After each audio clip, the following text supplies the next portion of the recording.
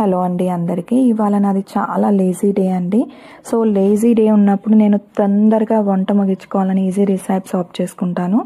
So అందులో పెసరపప్పు ఒకటి. సో ఇలా పెసరపప్పు ఉడకడానికి పెట్టాను కదా, దానిపైన వైట్గా వచ్చిందంతా నేను తీసేస్తానండి. తీసేసి సింక్లో వేసేస్తాను. ఇది మంచిది కాదు, నీ పెయిన్స్, జాయింట్ పెయిన్స్ వస్తాయని ఈ మధ్య చెప్తున్నారు కదా డాక్టర్స్. సో దీన్ని ఇలా నేను పడేసి కొంచెం ఉప్పు వేసుకొని ఉడికించుకుంటాను. అంతలోపు బియ్యం కడిగేసుకుంటున్నానండి. పచ్చిమిర్చి, కర్రీ లీవ్స్, ఆనియన్స్ కూడా కట్ చేసి పెట్టుకున్నాను. రైస్ ఎప్పుడు నేను ఇట్లా ఫింగర్తోనే కొలిచి కుక్కర్లో పెట్టేసుకుంటానండి. సైడ్ బై సైడ్ రైస్ కూడా అయిపోతుంది, పప్పు కూడా అయిపోతుంది. ఎగ్స్ ఇంట్లో అయిపోయాయండి, లేకపోతే ఎగ్ ఫ్రైడ్ రైస్ అట్లా చేస్తాను. సో కుక్కర్ పొయ్యి పైన పెట్టేశాను కదా, ఇప్పుడు పప్పు ఉడికిందా చూసుకుంటున్నాను. పప్పు బాగానే ఉడికిపోయిందండి. మరీ మెత్తగా ఉడికితే పేస్ట్ లాగా అవుతుంది.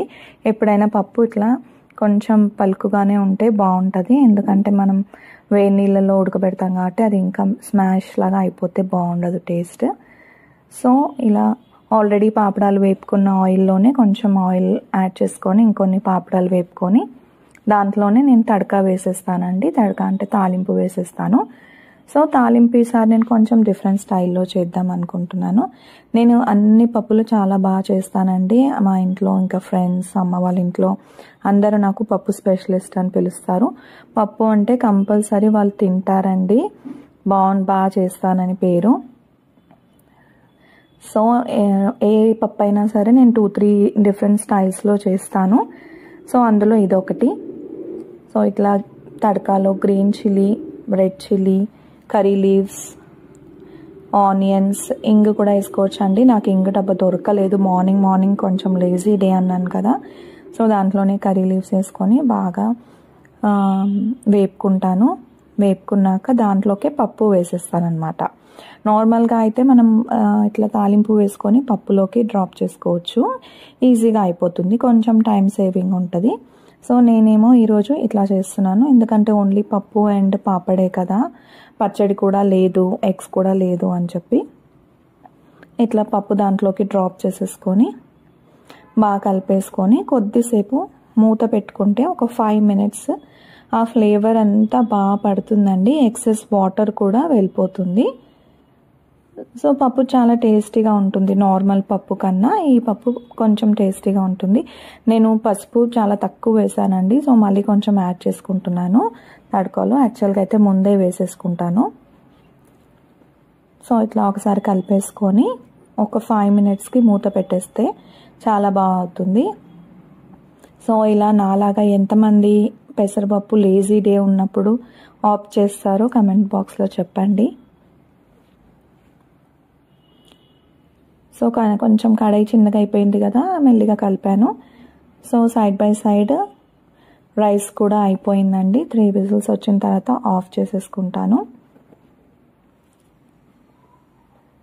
నేను రైస్ కూడా కుక్కర్లోనే వండుతానండి డైలీ. సో చూసారు కదా, ఇలా మగ్గిపోతుంది, వాటర్ అంతా బయటికి వచ్చేస్తుంది, కొంచెం ఆయిల్ కూడా. సో ఇట్లా ఆయిల్ ఇంకా వాటర్ పైకి తేలినప్పుడు ఆఫ్ చేసేసుకుంటే అయిపోతుంది.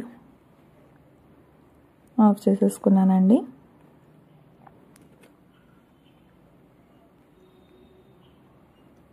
మీకు మళ్ళీ ఒకసారి చూపిస్తున్నాను. ఇట్లా ఫైనల్ లుక్ ఇట్లా ఉంటుంది. పప్పు విత్ పాపడ్, అచార్ లేదా ఆమ్లెట్తో చాలా బాగుంటుందండి taste. Easy and simple and tasty healthy recipe అండి.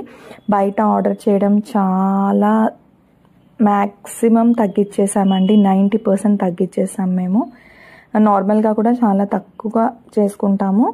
ఏదో ఒకటి సింపుల్ రెసిపీ చేసుకోవడం హెల్దీ కదండి, ఆర్గానిక్ ఉంటుంది. ఇప్పుడు బయట కొనాలంటే అస్సలు ఒప్పుకోవట్లేదండి మనసు, ఎందుకంటే ఎలా చూపిస్తున్నారు యూట్యూబ్స్లో, చాలా డర్టీగా ప్రిపేర్ చేస్తున్నారు, అన్హైజీనిక్ అని చెప్పి. సో బెటర్ మనం ఎంత చేత కాకపోయినా పెరుగు పచ్చడి వేసుకొని తిన్నా సరే కొంచెం రైస్ కుక్కర్లో పెట్టేసుకొని, కానీ బయట ఫుడ్ మాత్రం చాలా మటుకి అవాయిడ్ చేయండి. పిల్లలకైతే మెయిన్ అండి. సో ఇట్లా పప్పు, పాపడ్, అన్నం అన్నీ వడ్డించేసాను. నా ప్లేట్ రెడీ. సో మా బాబు వెయిట్ చేస్తున్నాడు, మమ్మీ పప్పు ఇంకా పాపడ్ అని చెప్పి. వాడికి ఫస్ట్ ముద్ద టేస్ట్ చేయడానికి కలుపుతున్నానండి. చాలా వేడిగా ఉంది అన్నం.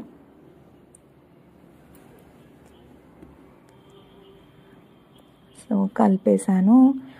వాడికి ఫస్ట్ బుక్క టేస్ట్కి ఇచ్చానండి. బాగుందారా అంటే బాగుంది మమ్మీ అని అన్నాడండి. థ్యాంక్ యూ ఫర్ వాచింగ్ అండి. బాయ్.